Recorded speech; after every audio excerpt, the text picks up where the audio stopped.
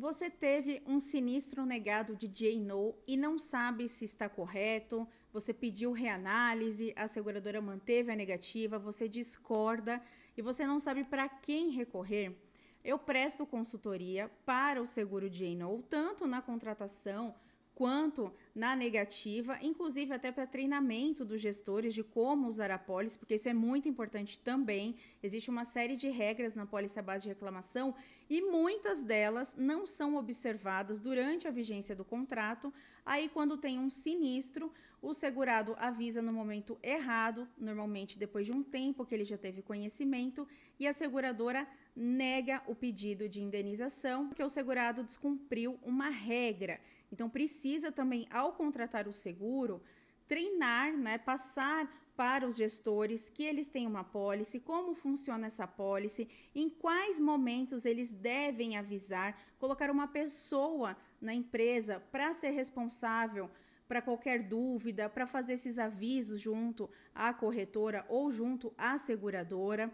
Quais são os gatilhos, de alteração de risco? O que deve fazer durante a vigência? Porque, como eu disse, é muito comum ter situações que deveriam ter sido reportadas pela seguradora e não foram, e acaba causando uma negativa. E nós temos uma série já de jurisprudências relacionadas a J&O, que nessa situação a seguradora tem razão e o segurado fica sem receber o reembolso dos honorários advocatícios ou eventual condenação que ele teve de pagar a terceiros. Então, quando você vai contratar o seguro J&O, tem 3 momentos muito importantes relacionados a esse produto.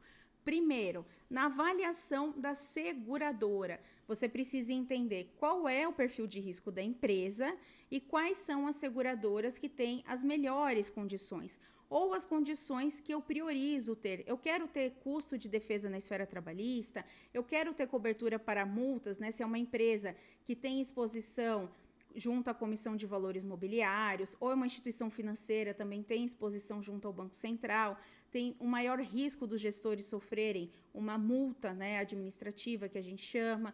Então, é importante ter a cobertura de multa. Não são todas as seguradoras que têm. As que têm algumas restrições, aí você precisa ver quais são as que têm o texto adequado à cobertura que você quer ter, a cobertura de penhora online. Tem gestores que são contratados por meio de pessoa jurídica na sua empresa, isso também faz diferença, porque tem seguradora que cobre gestores PJ, tem seguradoras que não. Tem conselheiro independente, isso também faz diferença, principalmente na cobertura de penhora online, porque a penhora está atrelada ao valor da remuneração, e o valor de penhora que ele vai receber versus a remuneração que ele tem por ser conselheiro independente pode ficar aí descasado e ele ser prejudicado com essa proteção. Tem algum cargo-chave que você gostaria que tivesse um limite, um valor reservado, para não acontecer de repente, num sinistro, esgotar o limite da pólice e essas pessoas de alguns cargos-chave ficarem sem proteção? Tudo isso dá para ser analisado no momento da contratação, ser negociado. Enfim, tem uma série de peculiaridades que no J&O não existe uma seguradora, ou 2 ou 3, que são as melhores. Aí precisa mapear o perfil de risco dos tomadores daquela empresa, para então ver, olha, temos essas possibilidades e quais coberturas que vocês preferem ter e até negociar alguma cláusula particular com a seguradora, a depender do tamanho da pólice e tudo mais. Então, esse é o primeiro momento, o da contratação. Eu vou deixar aqui meu contato, caso você seja corretor de seguros, caso você seja de uma empresa, um risk manager, enfim, e você queira essa assessoria, para entrar em contato para agendar um horário. Temos o treinamento, que é muito importante, que pode ser virtual, pode ser um vídeo que você deixe gravado para todos os gestores assistirem, para no momento que eles puderem, ou então fazer ao vivo, de forma virtual ou de forma presencial, explicando o que é o seguro, o que ele cobre e principalmente quando que a seguradora deve ser avisada durante a vigência da pólice. Tem 2 situações, as alterações de risco que podem acontecer e tem também um ofício, uma circular, uma intimação.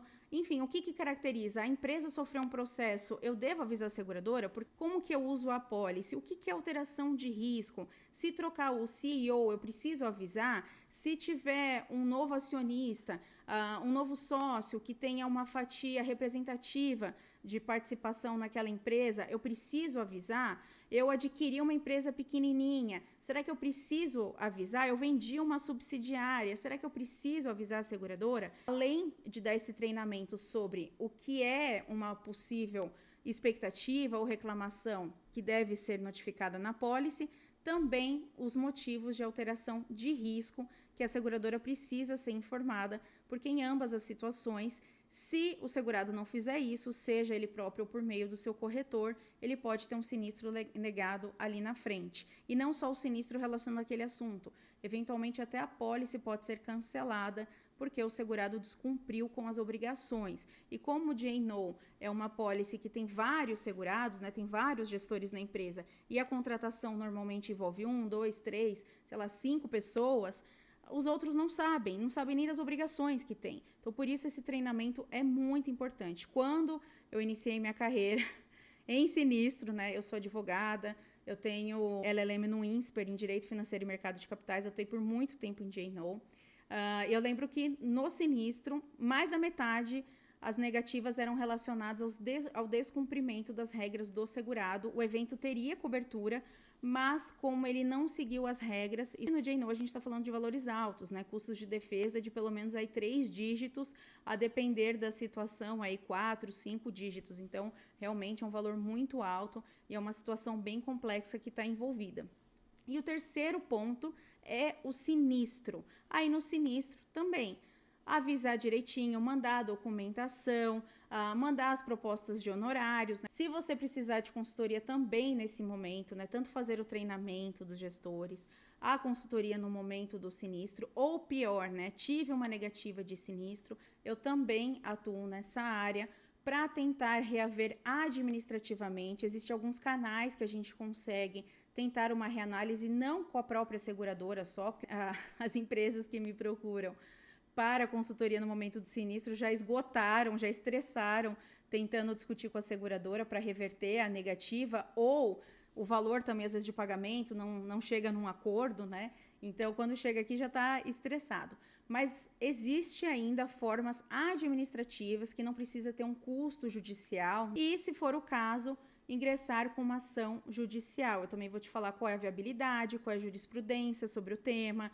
Nesse caso aqui, a maioria perdeu, ou nesse caso a gente ainda não tem muitas discussões relevantes, ou aqui realmente a recusa, né, principalmente quando entra no tema, que aí são casos que dá para a gente reverter muitas situações. Se você está numa situação dessa, você pode entrar em contato. Eu vou deixar o e-mail e o WhatsApp da minha secretária para você agendar um horário, tanto para consultoria na contratação, no treinamento relacionado, né, à vigência da apólice, o que os segurados precisam saber, e no sinistro. E na consultoria eu também analiso, né, os valores que seriam adequados de limite. Porque se você tem menos de 5 milhões de limite, não importa o tamanho da tomadora, né, da empresa, se você é gestor de uma empresa que tem menos de 5 milhões de limite, ou até 5 milhões, já está errado, porque é muito pouco.